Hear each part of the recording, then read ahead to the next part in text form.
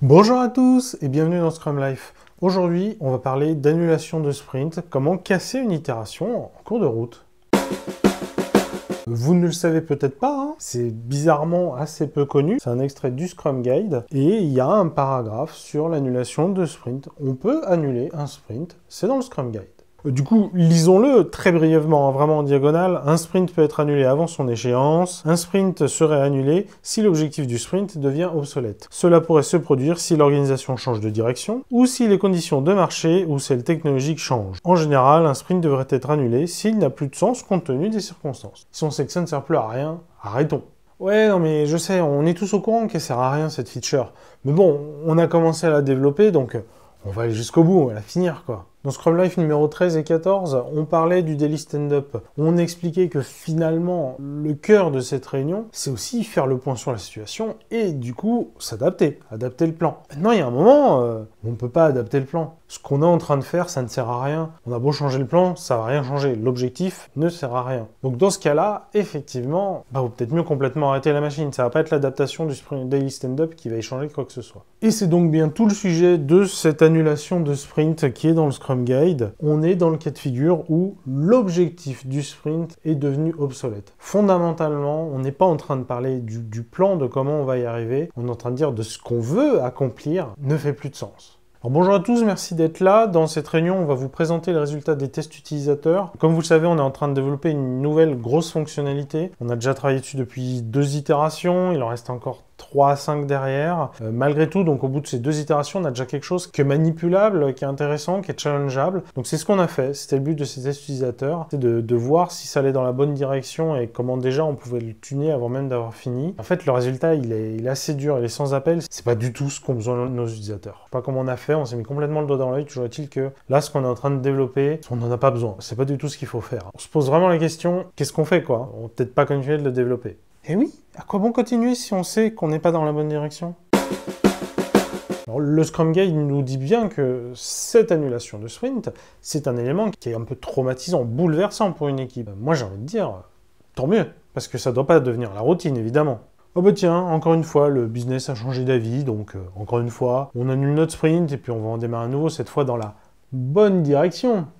Non. Comme l'événement doit être exceptionnel, c'est important de bien marquer le coup. Pour l'équipe évidemment, mais aussi pour les parties prenantes. D'un point de vue pratique, le Scrum Guide nous recommande très clairement de reprendre un nouveau sprint à zéro. Sprint planning, on prend les sujets, on les prépare, on regarde ce qui rentre, et ainsi de suite. On bricole pas un sprint en cours, etc. Non, vraiment. On jette tout et on reprend à zéro sprint planning. Donc comme vous le savez, en cours d'itération, on nous a annoncé que c'était plus du tout la bonne direction. Donc on a annulé le sprint. Du coup, il y avait 2 petites choses qui étaient déjà finies, donc celle-là, c'est terminé. Par contre, le reste, en fait, en gros, c'est comme si on avait travaillé 4 jours pour rien, sachant qu'après ces 4 jours, on a quand même dû refaire un cycle de réunion, sprint planning, se mettre d'accord sur qu'est-ce qu'on veut faire, comment on adresse le nouvel objectif, etc. Je tiens quand même à bien remettre les choses au clair. En gros, d'avoir fait ça, c'est quasiment comme si on avait jeté en l'air 4 jours et qu'on a dû refaire vraiment toutes nos réunions de rituels, etc. pour se remettre à travailler sur les rails.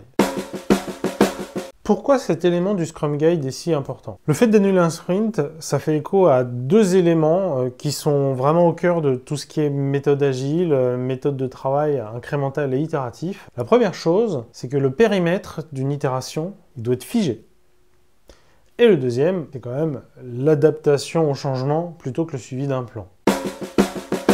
Alors oui, si ce n'était pas une évidence pour vous, normalement, le périmètre d'une itération, il est figé, complètement figé. Alors après, quand on travaille par exemple en Scrum, c'est figé à un niveau assez holistique, c'est l'objectif d'itération, donc ça peut être quand même quelque chose où derrière, tout le détail qui va faire l'itération peut bouger énormément. Par contre, clairement, cet objectif macro qu'on se donne de ce qu'on a réussi à accomplir en une itération, il ne doit pas bouger.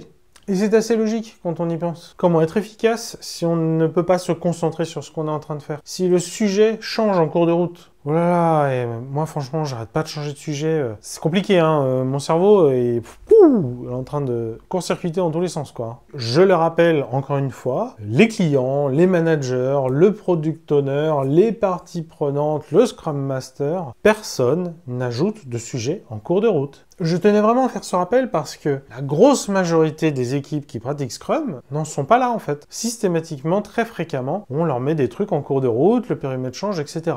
Un concept qui s'appelle Hyper Productive Scrum, qui est quand même porté par Jeff Sutherland, un des deux papas de Scrum, il y a ça dedans. Pour réussir à avoir une équipe extrêmement productive, un des éléments de base, des prérequis, c'est qu'on arrive à respecter ça. Le périmètre, il ne change pas. C'est logique hein, quand on y pense. Hein. Si l'idée de figer effectivement le périmètre de l'itération, ça vous séduit, mais que vous ne voyez pas du tout comment le mettre en place, je vous invite à envisager d'avoir des itérations plus courtes. Hein. Il n'y a pas longtemps, on parlait avec Constantin des itérations d'une semaine. C'est clairement un élément de réponse à ce genre de situation-là. Si l'itération est plus courte, le périmètre est plus petit, et donc c'est moins compliqué de le figer. Parce que finalement, le moment où on va pouvoir réagir à un changement est plus proche, plus court. Ah là là, non, désolé, hein, l'itération elle a déjà commencé, donc on peut plus y toucher. Par contre, on peut faire tous les changements qu'on veut dans l'itération suivante. Et comme il se trouve qu'on fait les itérations que d'une semaine, en fait, c'est juste dans quelques jours. Hein.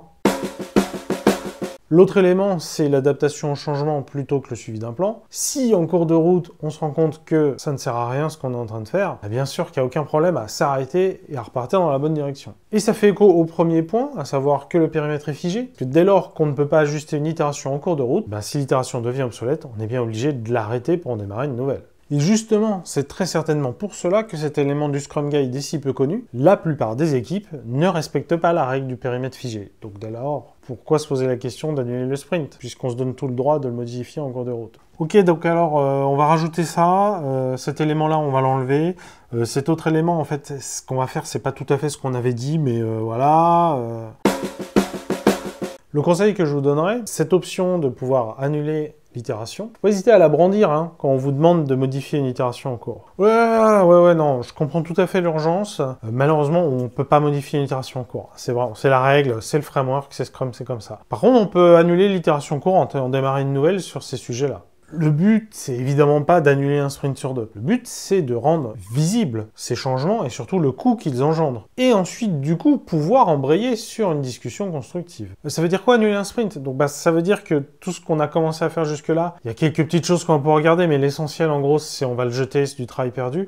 Et puis, il va falloir qu'on rembraye sur des réunions. Hein. Typiquement, voilà, 4 heures de sprint planning pour voir comment on s'y prend, comment on démarre les choses. C'est beaucoup 4 heures. Mais non, mais attendez, parce que c'est le temps qu'on prend tout le temps, sauf que d'habitude, les sujets, on les prépare un peu en amont, etc. Là, le sujet, il vient d'arriver, donc on va être obligé de prendre les 4 heures pour vraiment les creuser et les prendre tout de suite. Hein. Donc, vraiment, pensez bien. On jette ce qu'on a commencé de faire et puis on repart sur une demi-journée juste à préparer ces sujets-là. Hein. Évidemment, vous ne dites pas non au changement, pas de souci. Vous indiquez par contre le moyen à utiliser, l'annulation de sprint, et surtout le coût que ça représente de faire ce changement en cours de route. Et finalement, vous mettez bien la responsabilité d'une perte de productivité sur les épaules de la personne qui vous demande ce changement de périmètre. Ok, donc on fait quoi? Est-ce que ce changement il justifie de perdre une semaine de développement? Et vous, de votre côté, vous ne vous grillez pas à prendre la posture du rabat-joie inflexible, qui refuse tout, qui va complètement à contre-pied du business. Non, vous donnez la responsabilité à quelqu'un d'autre, mais vous ne l'interdisez pas. Accessoirement, ça fait aussi un peu écho à Scrum Life numéro 15, hein, où je vous expliquais qu'un moyen de faire évoluer les choses, c'est aussi de se cacher un peu derrière les règles. Ok, non mais on est en Scrum, désolé, c'est interdit par Scrum, etc. Ah non mais c'est pas moi, hein, c'est Scrum, hein. Et vous, est-ce que vous avez déjà annulé un sprint? Est-ce que ça vous est déjà arrivé de regretter après coup de ne pas l'avoir fait? Laissez un petit commentaire pour répondre à ces questions-là. Et voilà, Scrum Life c'est terminé. Comme toujours, suivez sur tous les réseaux sociaux. N'hésitez pas à mettre le pouce sur la vidéo et à vous abonner si vous n'êtes pas déjà abonné. Je vous dis à la semaine prochaine. Vous êtes mes plus grands fans.